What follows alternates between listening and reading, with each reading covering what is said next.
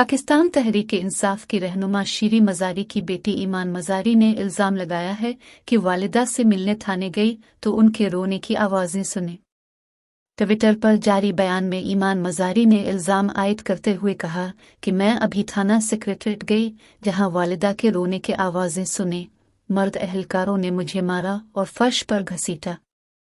ईमान मज़ारी का अपनी ट्वीट में कहना था कि अब वो मेरी वालिदा को थाना सेक्रेटरीट से शिफ्ट कर रहे हैं। दूसरी जानिब ईमान मज़ारी के ट्वीट पर रद्द-ए-अमल देते हुए इस्लामाबाद पुलिस ने उन इल्ज़ाम की तरदीद कर दी है। इस्लामाबाद पुलिस का कहना है कि किसी तशद्दुद या हाथापाई का कोई वाक़या पेश नहीं आया।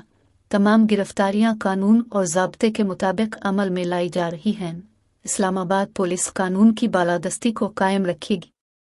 ख्याल रहे कि गुज़िश्ता रोज़ इस्लामाबाद हाई कोर्ट ने शीरी मज़ारी और सेनेटर फलक नाज को रहा करने का हुक्म दिया था, जिसके बाद पुलिस ने दोनों को दोबारा गिरफ्तार कर लिया।